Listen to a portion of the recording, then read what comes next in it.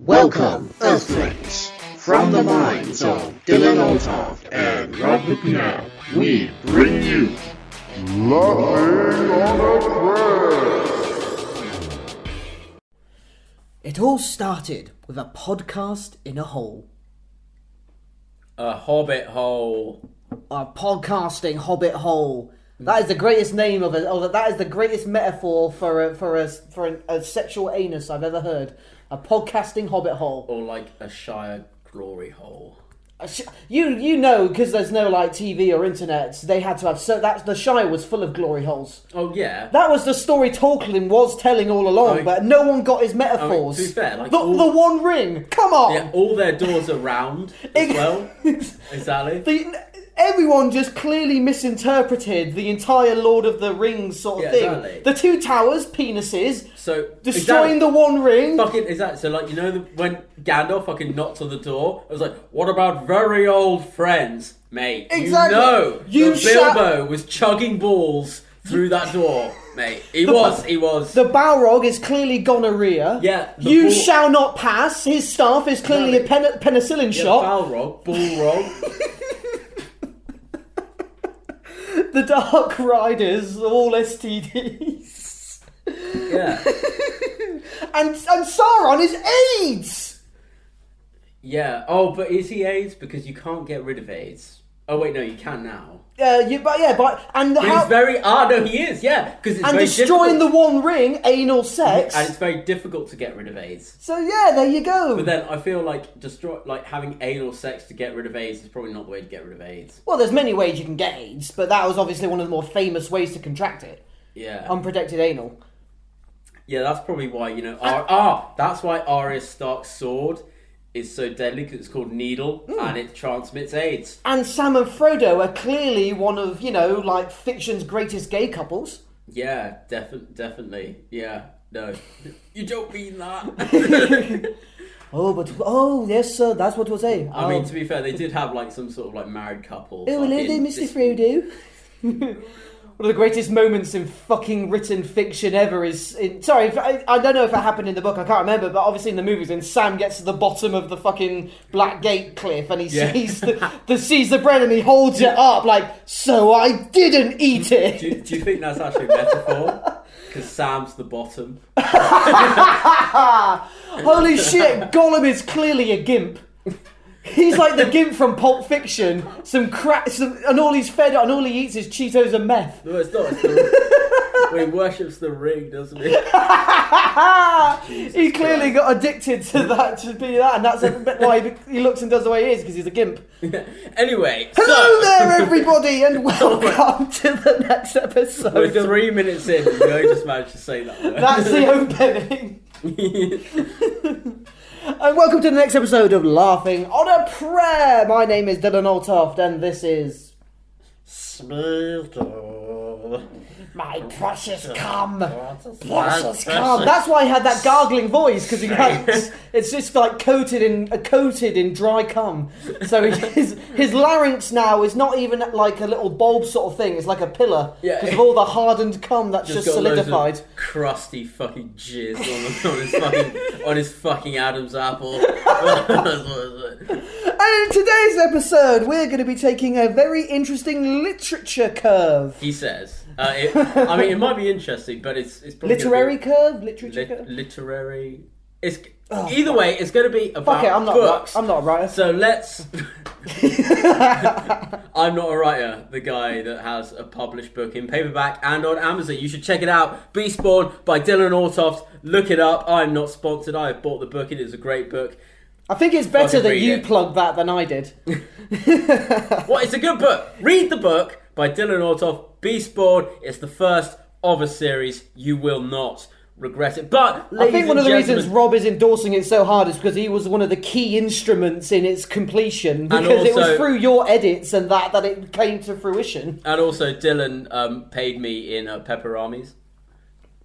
That's our secret code word. Oh shit! Sorry, he paid me in not pepperonis. Because my dick is very thin. But it's long. So I'm peppery. And it's wrapped, so it's safe. Always. And it's spicy. But anyway, Oh here's... yeah, there were two, weren't there? There was a spicy pepperami, and There still is. the green one, and they came in the red packet. Yeah, the red Was one. There still am is I the red one. making this up? Was there a blue packet? Was there a blue packet? I don't know. of I know pepperoni? there's definitely a red one. I've tasted the red one, and the red one's actually not that spicy. It's not. No, the red pepperami is the Witch King's cock. He was raw dogging. Hence why no man can kill him. He was so into the bus station glory holes, and what finally killed him was a woman. Yeah, exactly. It is such gay fanfiction. Eowyn sticking her long hard steel in his mouth. Right in his mouth. Holy shit! Eowyn was like a Thai ladyboy.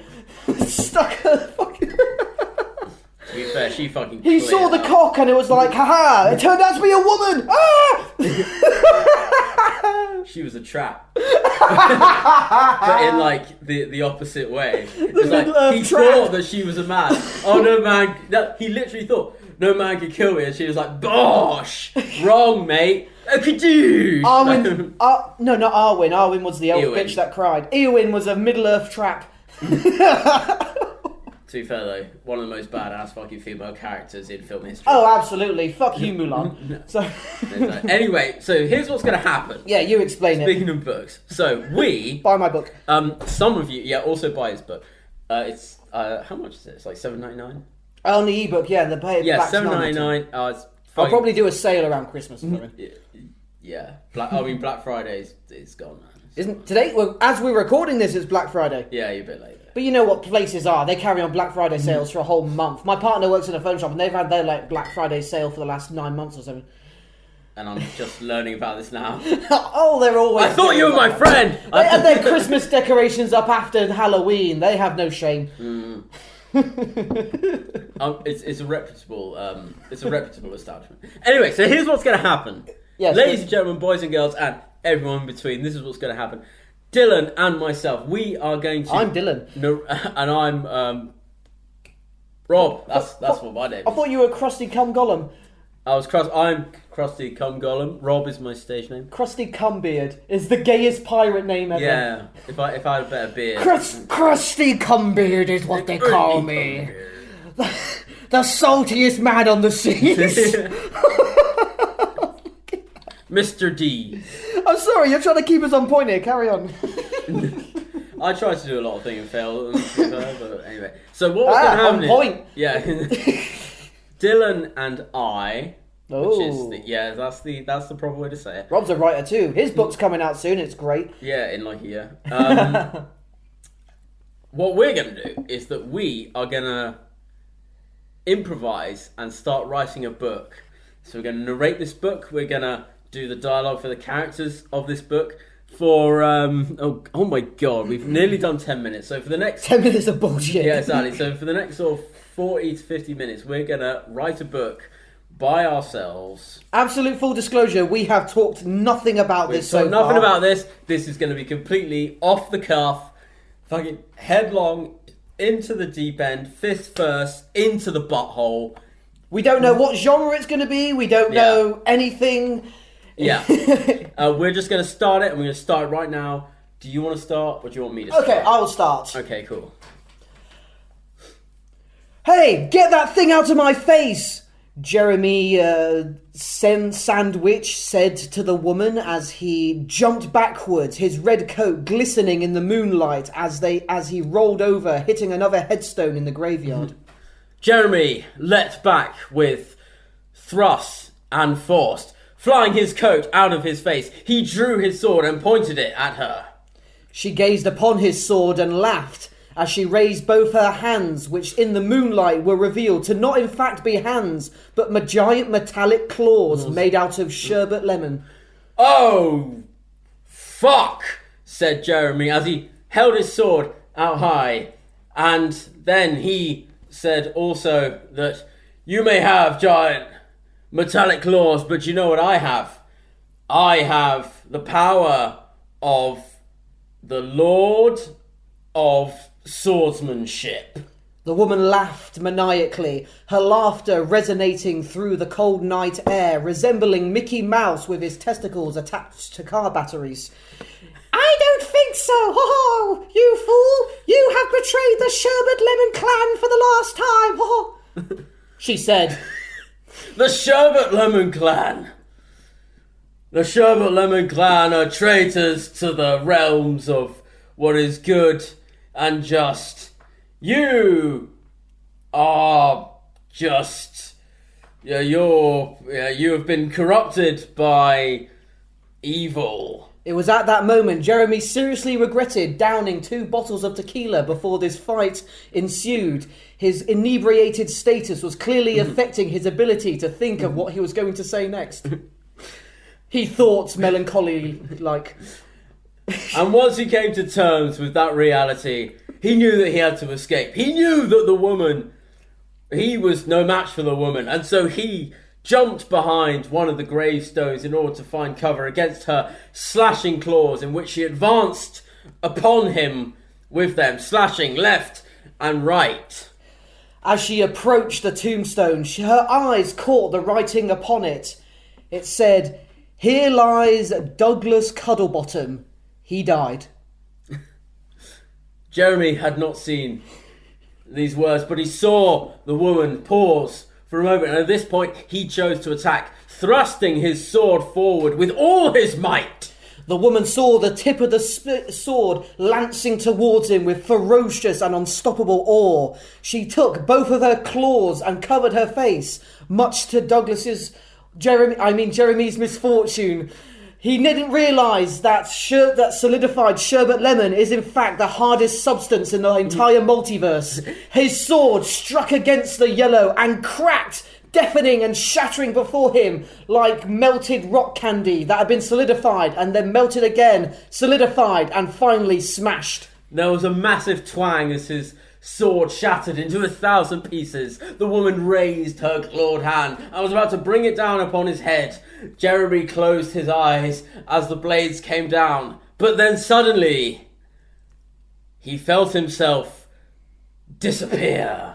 The ground began to open up completely around him. Dark, smothering tendrils of shadow-like tentacles slithered up and enwrapped around his entire waist, dragging him into the hallowed earths below him. The woman looked over him. "Oh, fuck!" He screamed. She said. He screamed. "Ah!" as he was pulled down to the depths beneath the earth's crust. The woman stood above him, still screaming, "Woo! As he was dragged down, he felt his boots become hot. He felt his chest plate of his armour start to boil, and he started to scream in pain. As the earth began to slowly envelop around his neck, Jeremy knew he only had a few seconds before he was completely submerged in the bosom of the earth below him. Looking up at her, his eyes locked onto hers with deafening eye contact. He raised his arm as his head began to be enveloped by the earth, and he decided to reenact one of the endings of his favourite movie. So he turned his fist and stuck up his thumb as it slowly began to sink into the ground. The sound of da-da-da-da-da, da-da-da-da-da began to fill the air around them from some unknown speakers that he had previously set up as before the woman had arrived, preparing for this exact moment he was completely unprepared for. And as the earth's crust closed around his wrist with his thumb still in the air, he held there. He did not know how long it had been. It might have been days, it might have been weeks, it might have been months, years. He could not tell until suddenly he felt someone grab his wrist and pull him out of the ground. As the earth melted away from his face like weird hot chocolate chili, he absolutely found the world return to his eyes again, and the person holding him up was none other than Benedict Cumberbatch. The woman had seemed to completely disappear. She was nowhere else to be seen. He looked into Benedict Cumberbatch's dreamy eyes, and Benedict Cumberbatch, for some reason, was affecting a really bad Spanish accent. Da da da da da da da da da da da da da da. It's the Sherlock. I was about to say, Benedict Cumberbatch said for some reason to him. Yes, no, he did. He's part of it. But Benedict Cumberbatch sees him and pulls him out of the ground. He says, "My name is Benedict Cumberbatch, and I need you to help me find the Clawed Lady." Our main character stared before him. Again, his eyes mesmerised, wondering what kind of comb does he use for his hair. I should get myself one of those. I wonder if they sell them down the shops. I'll check it a little bit later. I'm actually getting a little bit hungry, he thought to himself. Yes, he did. And Benedict Cumberbatch said, "You look hungry and confused, and your hair is all a mess. So let me take you to the hairdresser, but also Tesco, because Tesco £3 meal deal is where it's at, and anyone else that says any different is just wrong, obviously. But we are here to find the Clawed Woman, who is a member of the secret society called the White Claw." The man thought for a moment as he thought of that. Damn it! This woman is not only a part of the Sherbet clan, but also the White Claw? What a busy bitch! Yes, that's what he thought. But he would follow Benedict anywhere. Benedict led her to his hairdresser called Barnabas the Barber. As he entered the room, he heard the strangest little light music playing as a man in what looked like weirdly Victorian-era clothing was sharpening a strange silver-like shaving piece of equipment. He had wild black hair with a white streak laid above it, wearing a clay-like, almost porcelain white foundation upon his face. And the man said, "Hello. My name is Tweeny Sod, and I am a barber of Baker Street." Cuthbert looked around and thought to himself, I really wish I was back at the graveyard now. I'm pretty sure I dropped my jelly beans. And these jelly beans were very important. You see, these jelly beans had time-travelling powers in which he could go back in time to defeat the Clawed Woman. But he had left them and he could not find them anywhere. And so he was stuck in this time zone with Tweeny Sod and Benedict Cumberbatch. Cuthbert very slowly began to realise that he forgot to take his antipsychotic medicine this morning. He quickly fumbled around his pockets but could only find a used condom and this week's issue of Top Gear Unlimited. And as he looked and gazed upon Top Gear Unlimited, he realised that there were blood on the pages. What have I done to get blood on these pages? Whose blood is this? Is it mine? Is it the Clawed Woman's? Whose is it? I must find out, for there is someone that is certainly either dead or mortally wounded. Benedict Cumberbatch then held up his hand and said, I haven't had a line in a while. He then put his hand back down and began doing strange handstands in the style of a Siamese acrobat. Cuthbert looked at this with an unmistakable awe. His internal feelings of degradation were expanding themselves to monumental sizes. He was completely taken aback. In all of his life, he had never witnessed such incredible display of flexibility, almost bordering on arousal.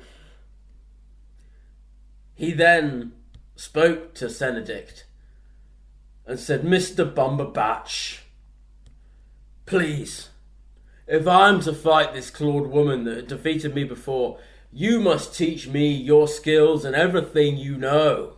But at that exact moment, the window exploded forth, shards of glass littering the floor below them and for some reason as well as the ceiling. And who would emerge in a giant shadowy pillar but Freddy Krueger with his clawed hand reaching outward and said, Hey bitch, you messed with the claw people. And at that moment he realised on laying his eyes on Freddy Krueger, he realised that this was a dream all along, and he needed to snap his way out of it because Freddy Krueger was going to kill him, and if Freddy Krueger didn't kill him, then the Clawed Woman might. So all he had to do was rely on Benedict Bumberbatch and the barber to help him. But when Cuthbert looked over for help for Cenobite Bumberbatch, he had for some reason completely changed. He was still himself in some resemblances, but his entire body had been replaced by plastic slinkies. His clothes, his body, his eyes, his tongue, his penis, all now were made out of the strange cylindrical, twisty plastic that often only ever got halfway down the stairs before stopping for no reason. And so Cuthbert drew his sword, which he still had, and he charged at Creddy Fruger. But it didn't work, because he completely forgot that his sword had shattered in the graveyard, and he was only stabbing forward with a hilt, sensing Cuthbert's immediate stupid danger of this inane suicide mission. Beanie Sod, or whatever was stated before, leapt into action with both of his razors in his hands. Tweenie Sod. Tweenie Sod had then leapt through the air like a pouncing tiger, vigorous, unyielding, erect, and he stabbed both of Betty Duga's... Fuck did you say? Creddy Fruger. Creddy Fruger in both of his eye sockets, but everyone knows burn victims could not feel pain in their eye sockets, so he only laughed as it happened to him in a frantic way resembling a rather excited monkey. Yes, he did. However, that was not Tweenie Sod's intention. He simply wanted to stab his eyes just for the distraction. At that point, Tweenie Sod kneed Creddy Fruger right in his slinky penis, knocking him to the ground. It was at that moment Cuthbert found this moment weirdly familiar. It brought him back to his childhood, back when he was living in Minsk as a small pauper's boy. He recalled a cold winter morning when he would have a paper round. He would carry his large satchel around him that was nearly twice the size of his body, his hands frozen from the cold snow that would litter around his entire form.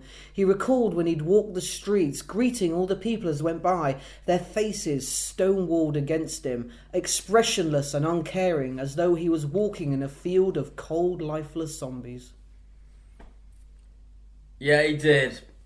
But as he was having that internal monologue, Tweenie Sod was just beating the fucking shit out of Creddy Fruger.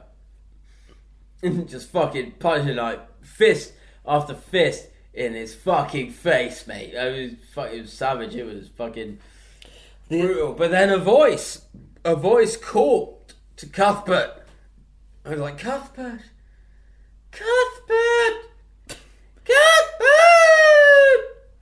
The sound of the voice radiated around the entire room, echoing, reverberating, and meshing along everyone's eardrums and along their eyelashes. They looked around the room, everyone completely mesmerised by the almost melodic and sensual high-pitchedness that was radiating their very senses undistinguishably. Cuthbert! Cuthbert! The voice said. And then Cuthbert suddenly found himself coming back to the world of reality. And who was standing before him? But just reaching up by his knees was a very small, high-pitched Chris Tucker. Cuthbert! Cuthbert! Come with me! He Come said. With me! He continued to bellow forwards and upwards at Cuthbert. He was waving his arms in front of him, trying to get his attention, but Cuthbert was still almost only half back into the world. The triggering sensation of the battle was still enwrapping his mind in a shrouding, almost entombing sense of dread and despair, crippling his sense of reality as all that he perceived to be his internal being was being drowned by the monochrome that was his existential existence. My name is Tris Cocker, and I will lead you to safety, said the voice. And then Cuthbert saw a hand reach out to him. He did not know if the hand was real or if the hand was just a figment of his imagination, but he grasped it and felt it. And then he felt his body being lifted out of what felt like a pit of tar back into reality. It was at that moment that there was nothing but deafening silence. Cuthbert found himself in a crippling, non-existent void. His eyes were open, but he saw nothing before him. Was he alive? Was he dead? Was he a floating brain? All of his perception was completely entrapped, engorged, enveloped, slaved. It was completely vacant, an eternal nothingness shrouding his very mind, like an almost nightless eternity. And then suddenly, he heard the voices of men and women. And then shortly after, he heard the clip-clop, clip-clop, clip-clop of horses' hooves and the rustling of a wagon. He opened his eyes for what felt like the 100th time, and he saw 4 majestic horses, and he saw a giant wagon with giant wagon wheels painted of all manners of different colours: red, green, white, blue, purple. And there was a man sat holding the reins of the horses, once again extending his hand, saying, "Cuthbert! Cuthbert! Your carriage awaits." Cuthbert gazed at the man. He gazed at his gigantic hands that were able to hold the reins of 4 horses all at once. His billowing forearms, hairy to the touch. His encroaching, massive, tree trunk-sized arms, coupled and attached to a body of incredible density and muscularity. It was as though Cuthbert was staring at a protean god, an almost primordial entity that oversaw the vastness of power itself. The being held a long purple-coloured beard, although it was weirdly fashioned in different shapes below him, as though a strange new style of braids had been completely invented just for him. His eyes were a burning black colour. There were no whites, no colour, but yet he felt an exact point within the eyes staring dead at him. It was as though this man had seen the edge of eternity and looked back. Cuthbert, funnily enough, despite not knowing this man or not knowing any men such as him, reached out his hand, and the coach driver pulled him up to sit beside him. Cuthbert was confused, however. He wondered why was he not allowed to ride in the carriage that the man was driving. And he asked the man so. He said, "Why could I not ride within the carriage? I have been through quite a lot," he said as he looked at the man. The man turned back to him and said, "I'm afraid, sir, that carriage is empty. It is the empty carriage. It has been empty since the dawn of time, and it will be empty until the end of time." Cuthbert thought with tremendous study. He puzzled upon those words on how such mechanical advances had existed at the beginning of time. He gazed at this gentleman next to him. Had this man invented the wheel? Had this man invented carriages? He must be minted, he thought aloud. His puzzles grew deeper and deeper in a twisting spiral of impossibility. He turned to the man. The man looked at him briefly and wondered what Cuthbert was thinking. "Where are we going?" said Cuthbert to the man. The man simply looked at him and smirked in a knowing sort of way before turning back to the horses.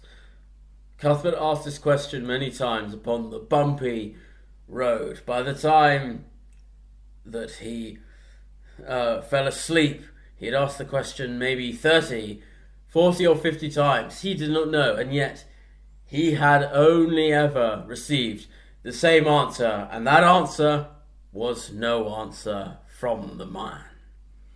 He only chuckled, turning away and facing back at the road. Cuthbert was infuriated by the lack of response, feeling himself being patronised as though he was a maudling child, disrespected as a man and a human being. He also gazed out at the road, but weirdly, he saw the path right before the horses, the dirt and the grass towards the sides of the road, but he also noticed similar at the same time, there was nothing ahead of the immediate path. All of the horses had appeared to step on ground, clip-clop, clip-clop, the dirt creating dust as they stamped their feet on the floors. Yet if you looked a few feet ahead, there was absolutely nothing. It was as though the ground before them was materializing as the horses themselves marched on. "May I sit in the carriage?" he said. "Ah, ha, ha, ah, ah, ah," the horse driver said. "Sit in the carriage. Oh, you can sit in the carriage, but I warn you, boy, sitting in the carriage. Oh, not many men have sat in that carriage and come out." Cuthbert stared at the carriage driver quizzically. "And why is that? What lie in that carriage that I cannot comprehend?" The carriage driver stared at Cuthbert studiously, a rather patronising smirk racing up the side of his face, creasing his entire head as though it had suddenly become a shrinked prune. Every single wrinkle that the smirk had formated was countable from Cuthbert's eyes within a few seconds. "Oh, lad, you've asked me many times what lies in there, but you forget we're the carriage drivers. If you step in there, you don't step back out. You've forgotten your duty and what we live for. You may go into your little dreams of reality now and then, sometimes years at a time, but every time you wake up and you're right here next to me, that is your fate. If you go into that carriage, boy, you go into a new world," he said. I haven't been into that carriage once," came the reply. "I haven't. This is the first time I've met you. I've never been into that carriage at all. So tell me what's in there. Or do you not know what's in there? Or are you just a liar? I think you're just an old man who is lying about what's in that carriage. I don't think you have anything in there." The carriage driver laughed a hearty laugh, laughed with such thunderous buoyance as though the chambers of laughter echoed through the night air, merriment rife and pungent all around them. "Boy, half of what you said is wrong, and half of what you said is right. If you wish to know which is which, I've given you the information. Whether you choose to believe it or not, that is down to the strings that bind us all. And don't call me a liar, you cunt," he said. "Well, half of what I've said is right, and half of what I said is wrong. Which half is which? Or do you not know?" Cuthbert was feeling defiant. This old man clearly was either out of his mind, drunk, or just enjoyed a good jest.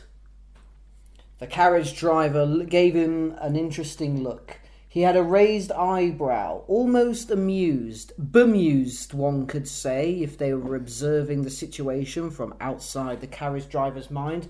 But the carriage driver did not look upon Cuthbert with any sort of false sentimentality.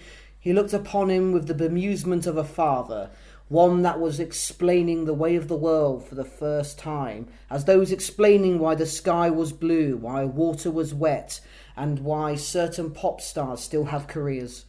He looked at Cuthbert and opened his mouth to reveal the answer he was desperate for, when a thunderous crash appeared suddenly behind them. Something had leapt onto the back of the carriage right behind them. There was a crack of lightning and thunder. Cuthbert whirled around to look, and a black figure was on top of the carriage. But this was like no figure that he had ever seen before. It was at least 8 feet tall, incredibly thin, with arms that dangled all the way past its knees, with horns and glowing yellow eyes. It looked like no human. It was wretchedly thin, and it smelled. It smelled like death. It's long, like rotting bodies and blood and despair. Its long arms raised the being up above into the air. It gazed at Cuthbert and said, "Hello, Peter." And then Cuthbert was suddenly confused. He did not know who this Peter was. He wondered whether this monster thought him as Peter. Who was Peter? Who might Peter be? He was just Cuthbert, a simple boy who had been thrown into a world of darkness. Instinctively, Cuthbert drew his sword and shouted at the monster, "I'm not Peter!" The man gazed upon Cuthbert, holding no actual sword, but only a hilt, gripped tightly in his hands, gripped so tightly that blood was nearly raining down from within his entrenched grip. He stared at the boy with a weird sense of melancholy. "What are you saying, Peter? Have you forgotten me?" Mm-hmm. "I think you might have forgotten Peter," said Cuthbert. "For I'm not a Peter. I do not know any Peter. I'm just Cuthbert. Just Cuthbert is along for the ride. You need to seek somewhere else. Whoever this Peter is, it's not me. But if you wish to mean me harm, then have at it. I've got steel and I've got nerves of steel." The carriage driver, through this entire charade, never once even stiffened. He carried on with the horses within his reins, as merrily and as casual as before, as though nothing had happened. A cool breeze had blown through his face, and nothing else existed in the world for him. Cuthbert turned his head slightly to the side to observe the carriage driver's complete nonchalantness at this encroaching attack. He then turned back to the many-limbed tentacle creature, then suddenly wondered, "What's my last name again?" And as this thought crossed his mind, he realised that he actually did not know his last name. But as he tried to think what his last name potentially could be, he heard the coach driver's laughter.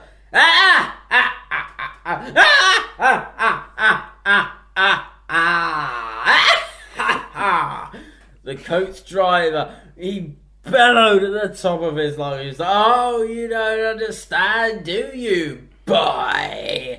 This is the carriage of death on the way to the afterlife."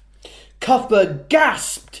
He turned to the carriage driver, then back to the man on the thing, the creature, the ethereal, primordial serpent that staggered towards him with a despicable sense of encroaching awe. "What do you mean?" Cuthbert screeched. "What is this? Am I dead? Am I a ferryman of the dead? Am I your assistant? Am I a victim? Am I a killer? Am I a mother?" He screeched hysterically. And the coach driver laughed again. "I'm a farrier, boy.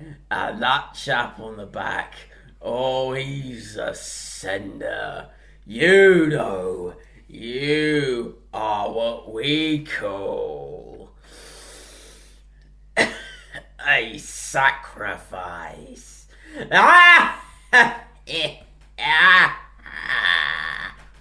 Cuthbert found himself torn apart both physically and literally. He was in two minds and two physical states of existing, one of doubt and one of acceptance. He gazed at the carriage driver and all around him. He knew he was in some strange realm of impossibility. He stared at the weird, deformed, impossibly structured creature before him. What the carriage driver said somehow ringed true to him. He knew he was in some sort of space of unreality. Was he already dead? He knew he was all going to be a sacrifice, but is his body being sacrificed? Or his soul? The carriage driver chuckled further and pointed out into the darkness. Soon we'll arrive, boy, and when we do, you will be fit. You will be fit and proper for Anubis himself to judge you. Fit and proper, fit and proper, the monster chanted over and over again. His claws clutching around Cuthbert. Cuthbert swung his sword, but every time he swung his sword, even if he hit the monster's limbs, he would just cut through them like smoke, and then the limbs would reform themselves once again. Proper, proper, proper, the monster would chant again and again. It began to slowly move towards Cuthbert on the carriage. Cuthbert was stood only on the seats of the carriage. He had nowhere to move. Right below him was the world that had formulated for the steeds to walk upon, that he noticed completely disappeared once the carriage wheels had passed them. He could not jump off the carriage. He could not move backwards. And the creature was right in front of him, moving forwards. He could not walk ahead. He was completely trapped on a road to sacrifice, and eventually this strange being known as Anubis would claim him. He turned to the carriage driver. Am I alive or am I already dead? Answer me, you fat cunt. But as he turned to the carriage driver, he realised that the carriage driver was no longer there. The horses were riding by themselves. The driver had gone, and yet he still heard the words, proper, proper, proper, Anubis, Anubis, Anubis. And then suddenly there was a flash of white lightning, and he was blinded for a moment as the carriage hurtled through a bright white portal. Blinding resonance completely enveloped all of Cuthbert's senses. His hearing, his sight, his smell, his taste, his touch, all went completely numb in a blinding pillow that smothered his very existence. Ah! He said calmly. Ah! Were the only sounds that he could emit. He could not talk. He could not think, as a blinding white light pierced right into his soul as the carriage charged and galloped forward, and then suddenly he was suspended completely in midair. There was no bumping on the hard ground. There were no whinnying of the horses. There was no cracking of the whips. He was completely, in his mind, flying in a white abyss. And as he flew for several seconds, minutes, hours, days, years, decades, centuries, millennium, it all became completely relative. Time became a faded memory to him. But out of nowhere, possibly after 457 years, or again, minutes, he came to an abrupt halt. A small tear in the whiteness began to emerge. A tiny sliver that grew larger and larger into a lava disgusting scar. Two hands appeared out of the scar, but as Cuthbert looked closely, they weren't hands. They were sherbet lemon claws. They were sherbet lemon claws. And the claws, they parted the rip, and there she stood, the woman, the sherbet-clawed woman. And she stood wearing a red velvet dress. Her hair was long and black. Her eyes were also red, as were her lips. Her skin was pale. And yet, somehow, as she stepped through the rip, the void, Cuthbert, he did not feel threatened as he had done before. No, instead, he felt almost happy and relaxed. He felt a strange sense of camaraderie as he gazed upon the woman. She stepped out, and like a strange form of supernatural healing, the tear behind her sealed and closed as though it had never existed previously. She smiled at Cuthbert, a smile of that of pure friendship. She held her claws out and smacked them together. It made a strange clanking noises. The reason for the clanking, as Cuthbert knew, was because solidified sherbet was the hardest substance in the world, even better than adamantium.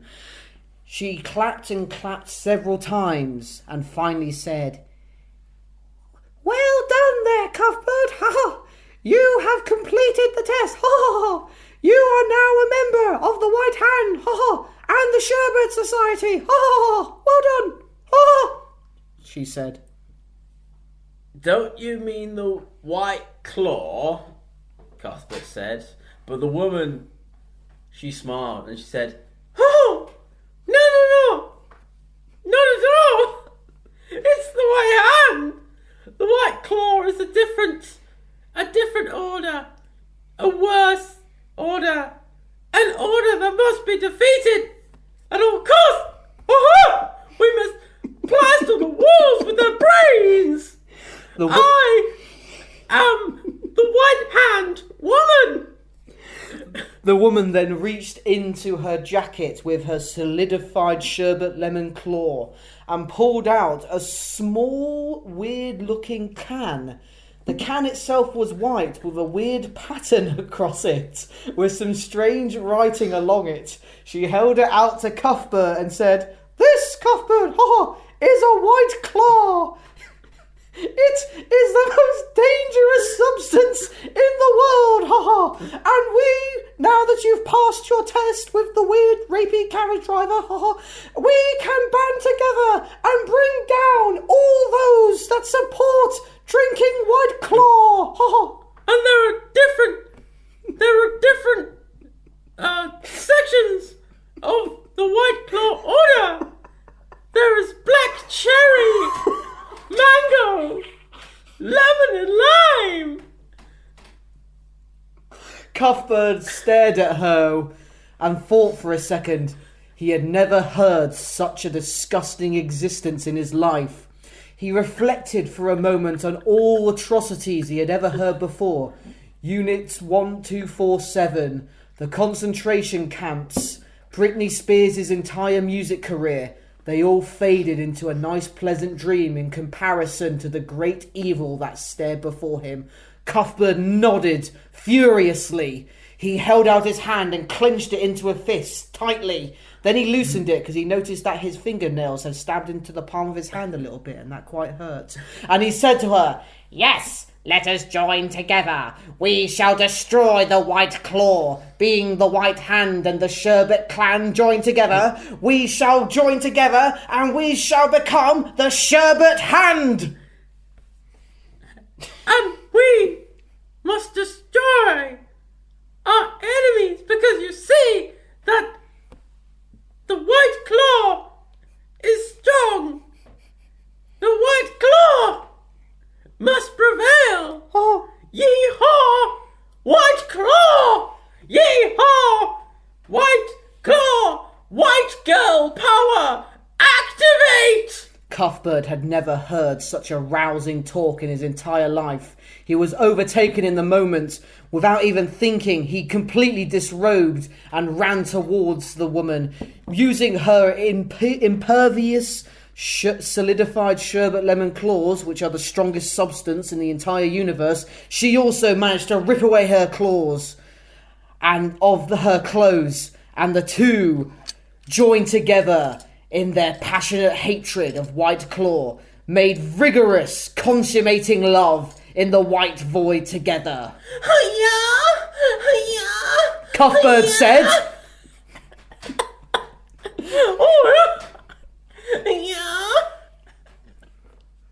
That's the wrong hole. The end. Yeah. Of chapter 1. Yes! Yeah! Trust me, there's more to come. And there's more to come. Oh, the look on your face when I decided to describe the can that the woman had. You said right. Did I say it wrong before? No, I said White Claw because I was like, oh. I thought it was white hands. And then you said White Claw, and then I just knew. I was waiting for our next D&D session. Trust me, there's the order of the White Claw. I just knew I had to. Spot in our next D&D session. There's Order of the White Claw, which I Jesus fucking Christ! Quickly, what shall we call this story? Oh god, I don't know. What did I give Cuthbert as his last name? Was it Wigglebottom or something like that? I don't know, it's your character. Clitoris Finger. We'll call him that. The Adventures of Cuthbert Clitoris Finger. I think we should call it like I don't know, Chapter 1 fantasy. I'm fucking know. We'll think of one. What about something like Indiana Jones? We'll call it Cuthbert Clitoris Finger and the Revenge of the White Claw. Yeah, people have got. Oh yeah. Oh, should we just call it like White Claw the fantasy series? White Claw the Phantom Menace. Yeah. White Claw the fantasy series. Claw Wars the Order of White Claw. Let us know down in the comments which one you like of the best. I mean, they won't hear it until we post it. Let's call it like Order of the White Claw, the fantasy book. Like we definitely need to do a chapter 2. Oh, we will eventually. Yeah. Let us know again. Let us know down in the comments what you thought about Cuthbert's amazing adventure as he seemed to spiral from reality to reality. As me and Rob especially couldn't remember any of the fucking names. No, you were doing good with the names. You say a name of a variant on someone's name, and I just couldn't fucking remember it. I mean, to be fair, I was just like swapping like the beginning letters of each name. Really? You don't say? Yeah, that's the easy way to do it, mate. What is it called? Beanie Sod. I love that. Wait, Sweeney Todd would be Teeny Sword. Anyone with a last name of Sod, just as a well-respected Britishman, I absolutely love the idea of someone having a Britishman. Yeah, I'm a Britishman. Yes, cup of tea, fish and water. Cup of tea, fish and chips, colonialism. Oh no, you Scottish people do not like being referred to as British. or English, fucking get to. Or the Welsh, really. All the people that. Oh yeah, sorry, you're Welsh. You don't even have a place on our flag. Fuck off. It seems every person that every nation England has subjugated does not like being referred to as British. Yeah, I mean, I wonder why. Even though technically they are British, we brought over libraries and wine. Be grateful. Yeah, we also taught you the language, but whatever. I don't know. You've seen what Americans and Scottish have done with the language. Yeah, I know. But the thing is, like, Scotsmen, like, I guarantee we made solid whiskey, right? But Americans decided to make bourbon for whatever fucking reason. I guarantee it must have been the Americans that created the word fam. Hey there, fam. It was either America or London or something like that. Those sort of like fucking. It's like, yeah, fam. It's like, no, you're not my fam. In it, boy. It's like I don't fucking care about that. I don't think the Yanks say in it. That was definitely chav. That was chav culture. But no way chav culture did fam. No, because like in it is like isn't it? Yeah, obviously it's Oh, like... yeah, it's innit? like what do they refer to that as? It's not like... Well, No, it's not gutter speak, that's something else. That's No. that's like Elizabethan, hello, me lord. Is that No. like gutter... What's gutter speak? No, but like in it is like isn't it? It's all So, slang, isn't it? Like, Well, yeah, but no, it's like abbreviated. It's like in it. well, like broken English. Yeah, sort of. It's like Maybe. it's like oh yeah, no. A form of it or You know what I'm something. saying? No, like it's it's like when you say in it, it's like We- oh yeah, we're not in it. It's like isn't it? Yeah. It's like Okay, what's fam or then? like chow mein. What the fuck's fam? I don't fucking know what. People fam just saying- fam. It's like family. I guess. Oh yeah, fam. Like, Wait, does that mean Dominic Toretto invented fam? who the Because he just fuck got... is Dominic Toretto? You know, the bold prick from the Fast and Furious films. All the memes he has about family. Dominic Toretto. I'm pretty sure that's his name. Does that mean Vin Diesel? That's the guy who plays him. The character's called Dominic Toretto I'll or be something. honest, man. I haven't seen this. Dominic Tourette's. It's all about family. Fuck! Dominic to be Tourette's. fair, like, that needs to be a new meme. Dominic Tourette's. Touretto. That's a superhero. Touretto. I mean, to be fair, I haven't seen the fucking Fast and Furious films. Well, that's because they're shit. But they went. Actually, no, that's not true. I've seen the second one. Me and my partner went to see. I think it might have been the 8th. It was the one with John Cena. You couldn't see him in it that much, but other than that, I can't. And for some reason, they you won't believe me. They went to fucking space. They went to space. They're not even at number 10 yet. I think. I don't know if Tokyo Mate, counts. didn't Freddy versus Jason go to space? No, Jason went to space. Yeah, that was Jason Jason went X. to space, yeah. Freddy, the Nightmare on Elm Street franchise. SpaceX program. Well, that solidifies it. QAnon, if you're listening, Elon Musk is in cahoots with Jason. He's trying to get a Tesla into space so Jason can drive back environmentally. Confirmed. Yeah, confirmed. I just did the fucking coach driver laugh right there. Oh, that fucking coach driver. I don't think you and I were on any sort of wavelength from whatever the fuck he was. Yeah, but the thing is, though, I think that's good, though. I feel like if we were on the same wavelength, then it'd be really boring. I think, like, if we were just, like, trying to... I don't even know. I was just listening to what you were saying and thinking, like, oh, yeah, and then, oh, yeah, this guy is for you. Do you like how I threw in Anubis? I had no idea where the story... Yeah, no, I did. I had no idea where the story was going to go, but I was planning to confirm Egyptian as the definitive, like, of all the religions, Egypt got it right. Well, there we go. We've got a baseline. Yeah. For chapter 2, which we're definitely going to Oh, do. who knows? Maybe Anubis is the leader of White Claw. Or maybe... He's a dog, right? He's got claws. Or... Wait, is Anubis the dog? Yeah, Anubis is the guardian of the underworld. Or maybe... Or is that Set? Or maybe... Oh, Becca would know. Maybe... The White Claw have actually enslaved Anubis, and he's just a massive... Wait, no! The mummy from the movies was afraid of cats, and cats were guardians of the underworld, so it must be Set. Set was the cat god in the Egyptian. It's alright, we'll retcon shit, mate. Don't worry about it.